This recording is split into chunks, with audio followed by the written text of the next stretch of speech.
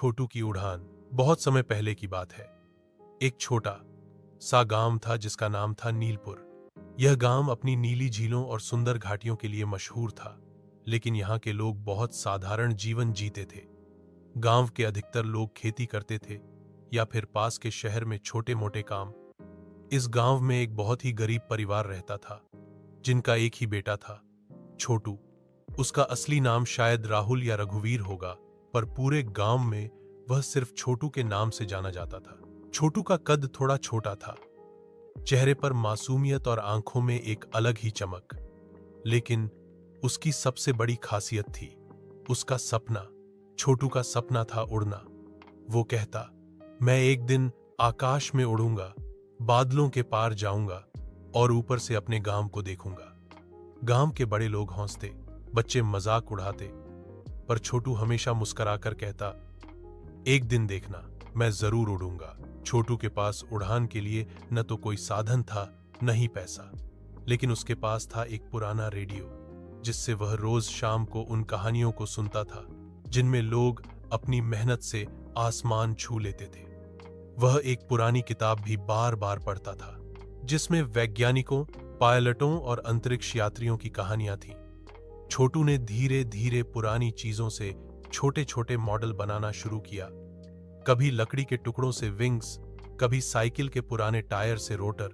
एक दिन गांव में एक वैज्ञानिक आए, जिनका नाम था प्रोफेसर घोष। वे गांव में एक रिसर्च के सिलसिले में रुके थे, और जब उन्होंने छोटू को एक टूटी साइकिल को हेलीकॉप्टर में बदलने की कोशिश करते देखा, तो हैरान रह गए। प्रोफेसर ने उससे पूछा, क्या तुम उड़ना चाहते हो? छोटू की आंखें चमक उठीं। हाँ, बहुत ज्यादा।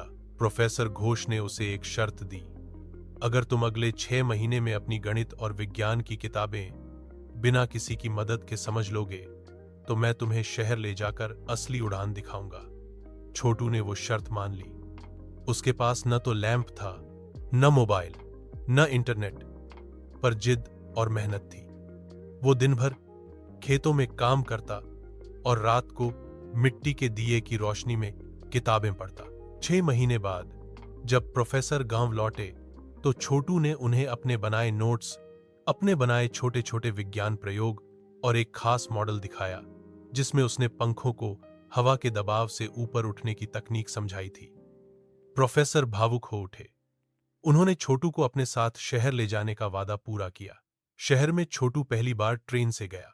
वहां उसने बड़े बड़े स्कूल देखे, विशाल पुस्तकालय देखे और आखिरकार हवाई अड्डा देखा।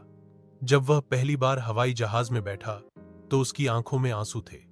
बादलों से ऊंचाई पर जब नीचे गांव के खेत जैसे हरे चादर दिखे, तो छोटू ने कहा, मैं उड़ रहा हूं, मैं सच में उड़ रहा हूं। लेकिन कहानी यहीं खत्म नहीं होती। छोटू ने प्रोफेसर की मदद से एक विशेष छात्रवृत्ति पाई और आगे की पढ़ाई शुरू की। कई सालों तक दिन रात पढ़ाई और मेहनत के बाद एक दिन ऐसा आया जब छोटू को भारत की ओर से इसरो में एक रिसर्च टीम में शामिल होने का मौका मिला, और वहां उसने एक ऐसा प्रोजेक्ट बनाया जो बच्चों के लिए सस्ती और सुरक्षित फ्लाइंग मशीन विकसित कर सकता था। फिर एक दिन जब गांव में पंचायत लगी थी और लोग वही पुराने किस्सों में मशगूल थे, आसमान से एक छोटा हेलीकॉप्टर उतरता है। सभी दौड़कर वहां पहुंचे और उसमें से उतरता है छोटू अबडॉ, चंद्रवीर छोटू।